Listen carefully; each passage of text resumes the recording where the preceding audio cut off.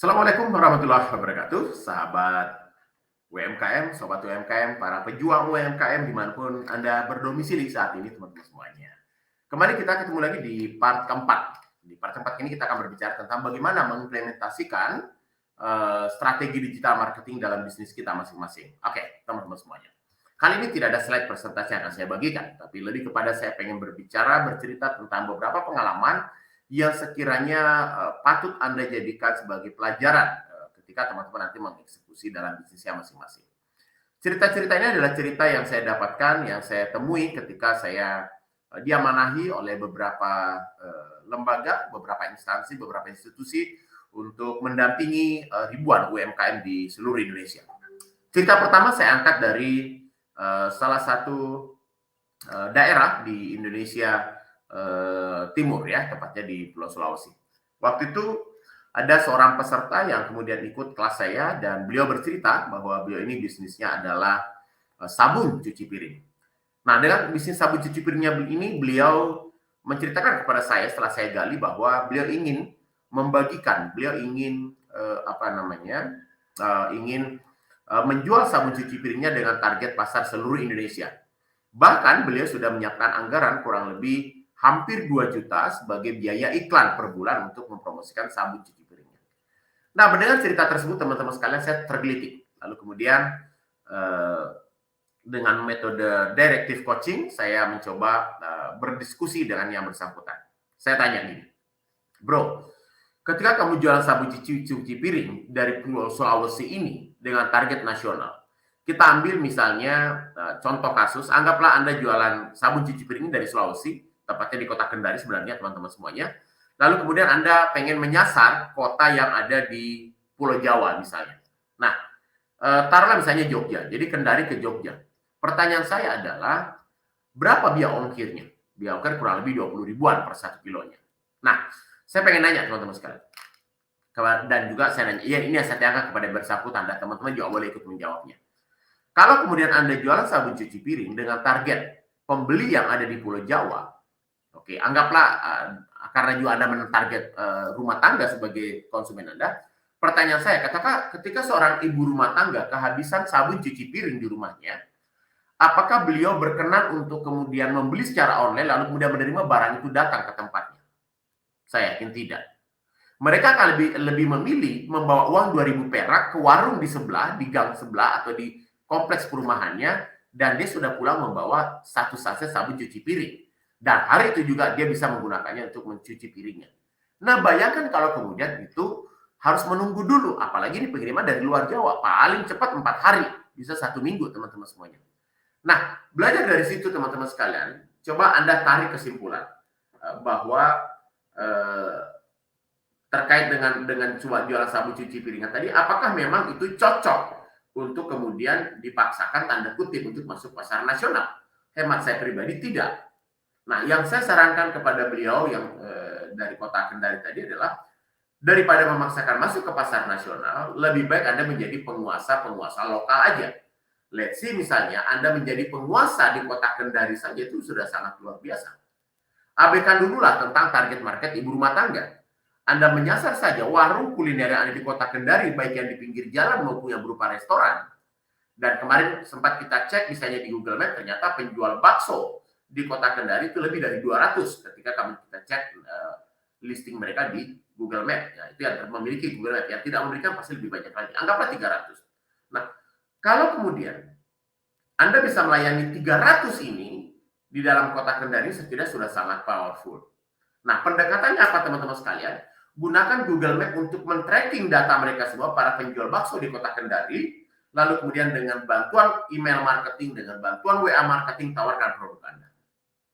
Atau kalau kemudian Anda pengen menyasar ibu rumah tangga, maka simpel saja. Yang Anda lakukan cukup dengan, teman-teman semuanya, Anda tadi kan punya budget 2 juta untuk iklan dengan nasional. Udah, stop dulu deh.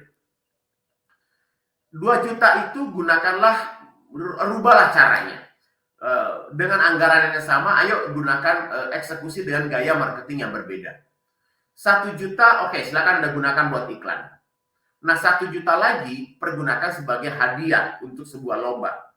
Dan saya menyarankan kepada beliau untuk membuat sebuah lomba. Lombanya adalah lomba cuci piring antar TK, antar anak TK sekota Kendari.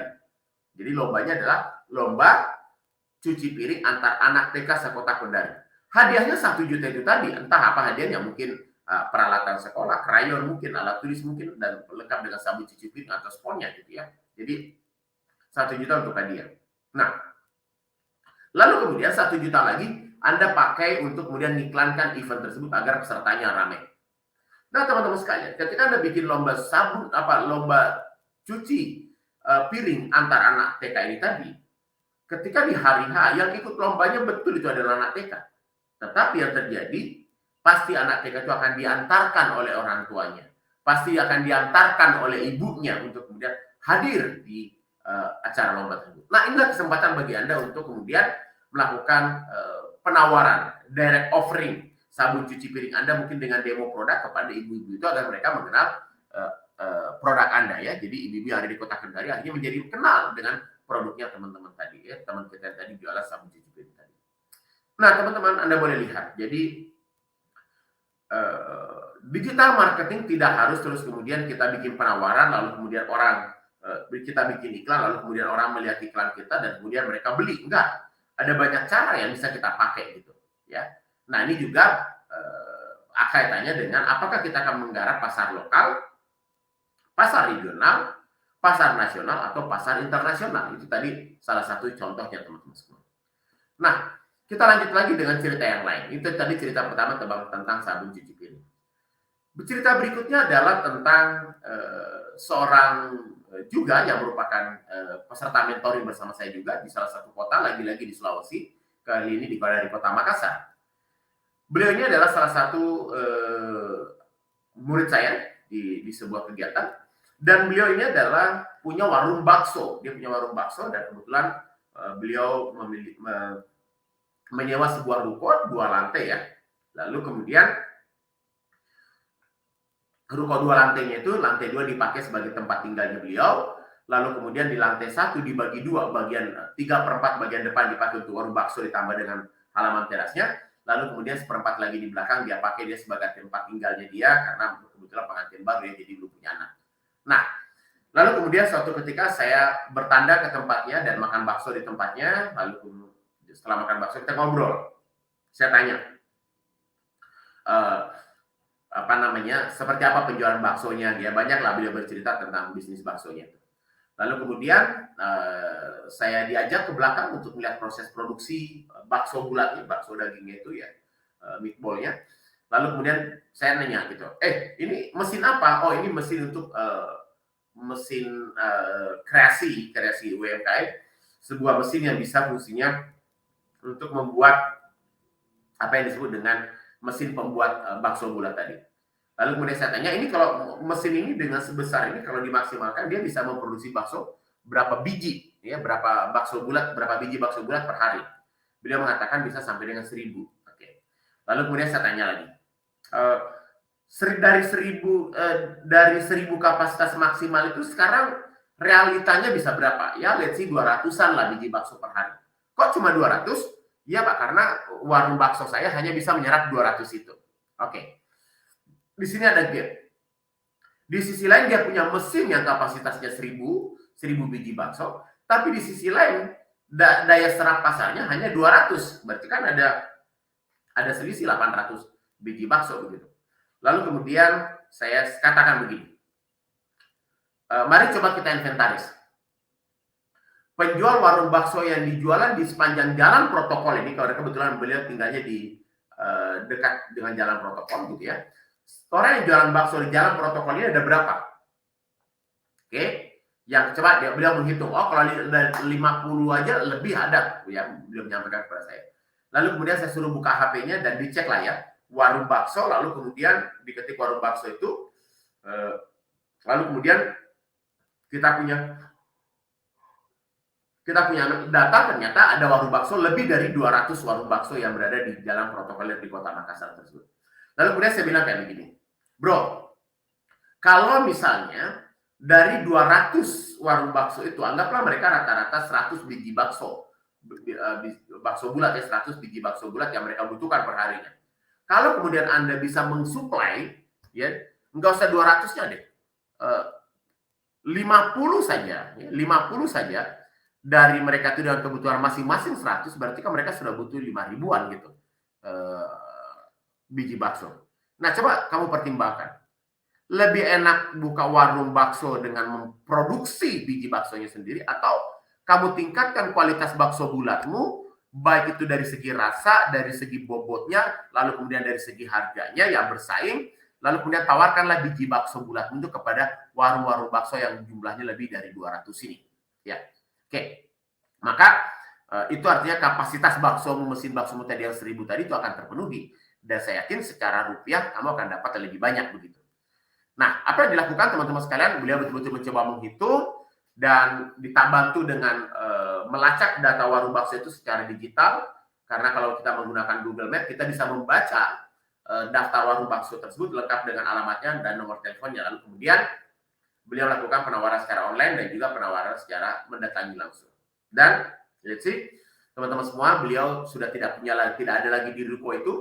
Rukonya disewakan kepada orang lain dan tidak lagi jualan bakso. Beliau memilih untuk tinggal di daerah pinggiran di Kota Makassar yang luasannya lebih besar sehingga dia bisa maksimal memproduksi biji bakso bulatnya tadi dan bisa mensuplai ratusan warung bakso di Kota Makassar. Jadi teman-teman sekalian, dari cerita kedua ini saya pengen menceritakan bahwa digital marketing tidak sama dengan lalu kemudian kita tawarkan produk kita di platform media sosial atau e-commerce, lalu kemudian orang tertarik membeli, lalu kemudian barangnya dikirim, lalu kita memberikan resip pengiriman dan uangnya masuk ke rekening kita. Ternyata tidak seperti itu, teman-teman. Ada banyak cara yang bisa kita lakukan. Nah, itu cerita-cerita lain ya, cerita kedua yang bisa teman-teman jadikan bahan belajar. Cerita ketiga juga masih dari Sulawesi lagi. Ini adalah tentang bisnis bawang goreng ya sama teman-teman semuanya. Jadi beliau juga beliau ini berbisnis bawang goreng, lalu kemudian sama obsesinya adalah pengen menjual bawang goreng supaya tembus ke pasar secara nasional termasuk di Pulau Jawa. Lalu kemudian secara iseng saya tanyakan kepada beliau, kalau kemudian pengen mentarget Pulau Jawa dengan bawang gorengnya, berarti harus siap bersaing di segi harga dan dari harga produknya maupun tentu dengan biaya pengirimannya, tentu harus lebih bersaing di situ. Nah, pertanyaan saya, kalau pengen mensuplai secara nasional, berarti kan stok bawang gorengmu harus banyak. Stok bawang goreng banyak itu sama dengan berarti harus punya bahan baku bawang mentahnya yang siap diolah, itu juga harus banyak. Pertanyaan saya, untuk membuat stok yang banyak itu tentu butuh bahan baku. Bahan bakunya berupa bawang mentah tadi atau bawang yang masih segar tadi. Nah, pertanyaan berikutnya adalah, adakah petani bawang dalam skala besar di kota Anda? Atau di provinsi aja deh, atau enggak sepulau Sulawesi ada enggak orang yang menjual produk, ada enggak petani yang memproduksi, yang menanam bawang dalam jumlah yang sangat besar? Kalau memang ada, ya ayo eksekusi gitu. Tapi kalau tidak ada, berarti kan harus mendatangkan bawang dari Pulau Jawa. Nah, itu sama saja artinya akan menambah ongkos lagi kan untuk biaya produksinya dan lain sebagainya, biaya transportnya dan lain sebagainya. Alih-alih terus kemudian kita bisa bersaing harga dengan Pulau Jawa, yang terjadi justru kemudian kita menjadi harganya lebih mahal dengan yang ada di Pulau Jawa. Nah, maka harapan untuk menguasai Pulau Jawa dengan bawang goreng itu menjadi sulit diwujudkan karena ketersediaan bahan baku tadi yang menjadi kendala. Nah, lagi-lagi saya bilang kepada ibunya, daripada ibu memaksakan diri ibu untuk kemudian menguasai pasar nasional, kenapa untuk 2-3 tahun pertama ini ibu mentarget diri ibu menjadi supplier bawang goreng untuk kuliner-kuliner yang ada di kota ibu. Baik itu kuliner kaki lima, kuliner resto dan kafe, maupun kuliner yang berupa cateringan dan lain sebagainya. Belum lagi ditambah dengan yang rumah tangga.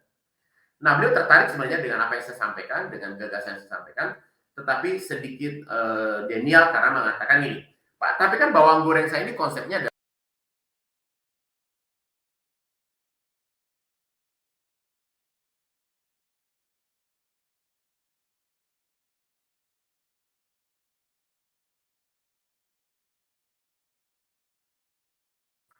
bawang goreng saya kan konsepnya adalah konsep yang premium. Kalau kemudian saya tawarkan dengan apa namanya, ke warung-warung yang pinggir jalan kaki lima kayak gitu, mereka kan butuhnya adalah bawang goreng dengan harga yang lebih murah.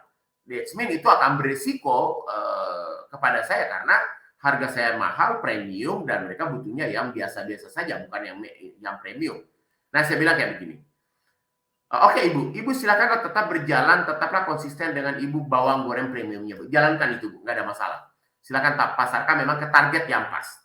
Tetapi boleh nggak Ibu bikin lagi bawang goreng dengan standar yang kelas di bawahnya, lalu kemudian bikinkan brand yang berbeda, jadi mereknya berbeda. Nah, brand yang murah inilah yang Anda tawarkan ke warung-warung tadi, sementara brand premium silakan targetkan ke target market yang berbeda. Oke, teman-teman sekalian, jadi dalam kasus ini saya menyampaikan kepada beliau bahwa untuk menentukan target market kita, pahami dulu ketersediaan bahan baku itu sangat berpengaruh. Yang kedua adalah kita bisa loh menciptakan apa namanya, kompetitor sendiri dengan merek yang baru untuk menyasar target market yang berbeda tanpa harus mengganggu merek kita yang sebelumnya sudah ada, gitu. Tanpa harus mengganggu pasarnya kita, teman-teman. Ini kan artinya adalah bagian daripada strategi saja, gitu ya, teman-teman semuanya. Nah, itu cerita yang saya ceritakan di forum ini dan di beberapa forum yang lain juga saya ceritakan. Jadi tadi ada sabun cuci piring, lalu kemudian ada bakso, lalu kemudian juga apa tadi, bawang goreng yang juga bisa dieksekusi dengan konsep-konsep yang sama, ya, menawarkan dengan target yang sama. Cerita keempat masih dari pembinaan UMKM juga, kali ini dari Pulau Sumatera, teman-teman semuanya. Suatu hari saya ketemu dengan di sebuah forum, saya ketemu dengan salah satu pengusaha juga yang beliau ini adalah memproduksi kerupuk amplang ya, kerupuk amplang. Nah, beliau bercerita bahwa beliau kerepotan memproduksi kerupuk amplang tadi, lalu kemudian juga harus menjualnya. Sementara apa namanya, kompetitornya semakin banyak, dan sekarang inovasi-inovasi kerupuk amplang dengan beraneka macam rasa itu juga sekarang semakin bervariatif, gitu. Nah, jadi dia punya dua PR besar. Satu, berinovasi dengan produknya, lalu kemudian bagaimana memasarkan produk itu. Lalu kemudian saya sampaikan kepada beliau, Ibu sebagai pelaku kerupuk amplang ini, bisnis kerupuk amplang ini, Ibu lebih enjoy mana? Memproduksi atau memasarkan? Oh, saya lebih enjoy memproduksi, Pak. Karena itu sudah keahlian saya turun-temurun. Harapan saya dengan kemampuan saya memproduksi dengan kualitas terbaik ini, ada orang yang mau ikut menjualkan dan memasarkan, sehingga saya tinggal terima beres saja. Maka kemudian saya bilang kayak begini, Ibu, tidakkah Ibu berpikiran lalu kemudian Ibu fokuslah memproduksi yang berkualitas, amplang yang berkualitas, minimal setengah jadi.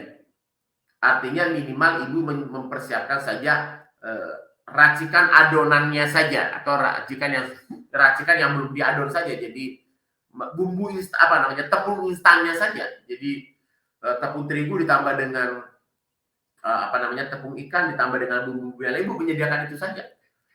Lalu kemudian Ibu mensuplai kepada perajin-perajin kerupuk amplang yang ada di Sumatera, bahkan mungkin yang ada di Jakarta, di Jawa, yang Anda kenal itu, karena beliau punya jaringan sampai dengan ke Pulau Jawa.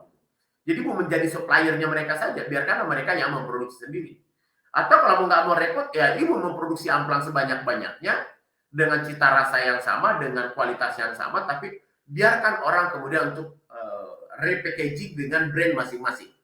Toh pada akhirnya kan yang penting produksi Ibu habis terserap oleh pasar. Nah, beliau kemudian mengatakan, oke, Pak dosen, terima kasih atas masukannya. Malam ini saya akan diskusikan bersama dengan keluarga, anak dan suami saya. Nah, saya sampai detik ini memang belum dapat lagi cerita dari beliau seperti apa update terakhirnya. Tapi intinya, teman-teman semuanya, memasarkan produk itu tidak harus selalu kemudian bertemunya pembeli dan penjual langsung kemudian bertransaksi. Tidak. Ada banyak jalur yang bisa kita mainkan. Karena toh pada akhirnya adalah kita berharap apa yang kita produksi, apa yang kita tawarkan, apa yang kita jual itu diterima dengan baik oleh konsumen, dan that's it. Itulah yang kita sangat harapkan. Jadi omset bertumbuh, cuannya bertumbuh, bisnis kita untuk bertumbuh juga, kan itu yang kita harapkan, teman-teman semua. Jadi teman-teman yang nonton forum ini boleh dari beberapa cerita tadi Anda jadikan bahan refleksi. Oh, ternyata bisa ya bisnis saya itu dieksekusi dengan pendekatan seperti demikian. Nah, harapannya teman-teman sekalian, kita tidak lagi terjebak pada persoalan perang harga, terjebak pada persoalan, oh kita kan UMKM dari daerah, nggak mungkin kalah, nggak mungkin bisa menang dibandingkan dengan di Pulau Jawa. Kita tidak lagi terjebak tentang persoalan apa namanya ketersediaan bahan baku dan lain sebagainya, karena banyak hal yang bisa kita diskusikan. Saya kira itu teman-teman sekalian materi dari saya. Kita akan buka ruang diskusi selebar-lebarnya di beberapa kesempatan yang lain. Terima kasih, semoga ada manfaatnya dari apa yang saya sampaikan dari 4 materi yang sudah ini. Jika memang ada manfaatnya, percaya itu datangnya dari Allah Subhanahu wa taala, dan pasti ada kekurangannya, itu artinya saya harus terus belajar. Terima kasih. Assalamualaikum warahmatullahi wabarakatuh.